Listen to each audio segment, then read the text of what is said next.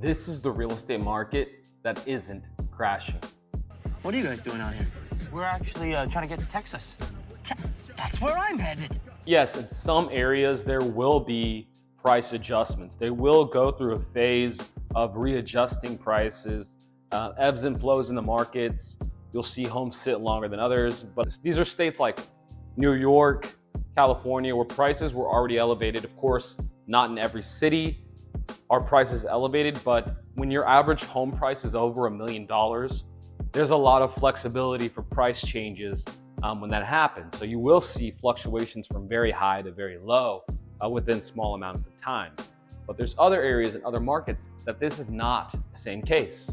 But that's the thing. I feel if you were just watching mainstream media, some of these finance YouTubers, you really wouldn't see that come across. I feel like a lot of fear is what is the driver. Of course, that's what typically gets clicks and that's what gets attention, fear, but it's not necessarily the truth when you're talking about the whole market. Yes, if you're talking about the market, the broader market, you might have a case, but if you look more specific in local areas, narrow down your numbers, you'll see affordability is more or less the issue.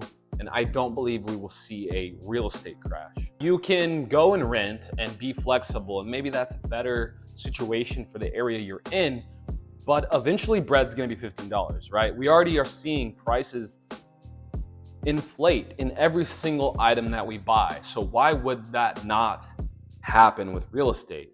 The idea here is to catch the wave, okay, right? Yes, home values are very high.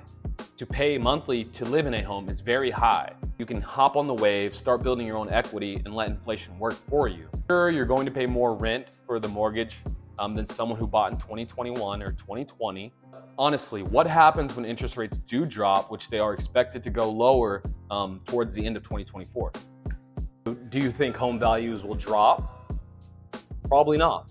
I don't think they will. Not to the degree that some are thinking, 20 to 40%.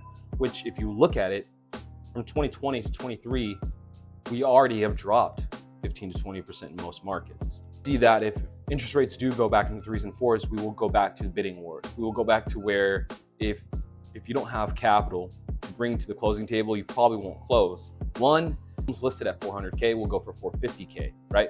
Then you have to keep in mind, can your loan approve for that amount, right? Is your loan gonna still qualify? Right, if the home's worth 400, praises for 400, but you offered 450K, you're gonna have to bring that 50K towards closing, which we saw that in 2020, 2021, and it was affecting a lot of people. That could put you back at square one, keep you from actually owning a home in the end. So now let's say you're back to renting 2026, 2027. Do you think the cost to rent will be less or more than it is right now? Most likely more.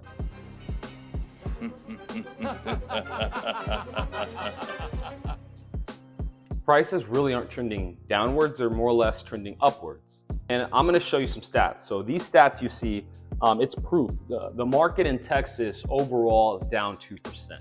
I mean, give or take, of course, some areas it's affected, but if you look at it broadly, down 2%. Keep in mind, interest rates are double, triple what they were 2020, 2019, 2021. There are some people getting 2.5% interest rates locked in.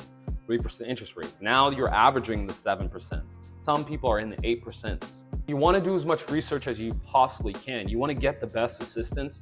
And yes, that's going to be getting a mortgage broker. That's going to be getting a real estate agent, and not just one that you think knows what's going on, right? Ask as many questions as you possibly can so you can get an idea of what that agent knows, how that agent works in the market. That way they can help you the best way, right? We're here to assist you get a home. I do feel that a lot of people are listening to the mainstream media and these YouTube finance people who already have homes, who already are set up in their own lives and are really looking for clicks. To a degree, yes, there are some that want to put out great information, and in most cases they do put out good information, but I do see a lot of fear mongering, a lot of red sirens going off saying it's crashing, everything's crashing, don't buy now, don't buy now. But I bet you they're owners, I bet you they bought homes, and I bet you they're fine with pulling in more renters, which if you know anything about where the world's trending, they want you to rent, not own anything. I'm definitely someone who believes that owning an asset is better than renting one, especially regarding real estate. The key is though it moves slow. Okay, like very slow, super slow, ultra slow, slower than most things. I definitely believe that real estate is one of the safest avenues to build wealth. But if you're living in fear, you won't ever hop out there and you might get left behind. And you don't want to be the wish I would have, wish I could have. 20 years from now, when inflation is higher, which it most likely will be if you've looked at any of the charts, what happens with the stock market over time, what happens with real estate prices over time, it just goes up just because of inflation mainly, right? And the fact that the dollar is losing value.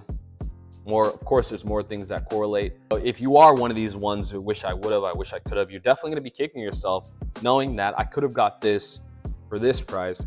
Now it's 100K more 5 years, 10 years later, and you're still in the same position, right? Interest rates are probably going to be 6%, 7%, 5%, and it's still going to be the same amount of monthly, yet you've been renting the whole time, not building any equity. You can be in the position of where if you don't want to pay high rent for the home you're living in, maybe get a duplex, maybe do it differently. So rent out one side, fix it up a little bit so you can charge a little more. You got half your mortgage paid for. There's a lot of avenues to get inside the door, right? Maybe get a property with multiple properties. That way you can rent out one, live in the other, if that's something you consider. There's just a lot of avenues. Of course, I don't have a crystal ball. I don't know the future. Catastrophe happens in Texas, we will be in trouble, right? God forbid nothing like that happens and we're okay. I do believe the Texas market is very strong. There's lots of room. They're not building enough. They haven't built enough for how many people are moving here per week. We expect it to just expand. Texas is supposed to be the next Mecca, 2100. I know that's far away, but even in 2028, they're expecting a lot of growth. Universal Studios is coming here. The World Cup is going to have a venue in Dallas, Texas, in Houston, Texas. So you're definitely going to see some infrastructure be built for that and hopefully stick around. Prices do become affordable. I do see a lot of opportunity in Texas. I do see prices going up again and probably bidding wars, over homes going over asking and lots of movement. You just have to look at all the data for the area you're looking in. That way you can be prepared. I am a real estate agent in Texas. So don't take this as me being biased. I do know that every market is different. So if you're taking advice from someone who's hitting you with broad data, you really want to look specifically at the area you're going to, because you might find out that things are different. In this video, we learned our market in Texas only down 2% overall. Interest rates, where they're at. They're up there at 7%, 8%. What will happen when they drop? Do you think home prices will drop? No, I do not think they will drop. I think home prices will go up. You'll see activity hit the market drastically, over asking, overbidding, bidding wars. That's the market we'll hop into, and the people who weren't prepared are going to say they wish they would have, wish they could have. And hey, renting is totally fine. Renting's totally fine. It's more or less this idea of losing the fear. Don't be afraid. Just go in, do as much research as you can, try to get an expert on your side. You know what's going on, right? And you don't have to guess. Take action. Know your local area before you go out and look. That way you can make a decision, buying or renting, which one's better for me. If you're one of the ones who believes inflation is going to continue and the value of the dollar is going to go down, therefore reversing the prices of things, making it more expensive to buy since you need more dollars now to buy that, I would own a home.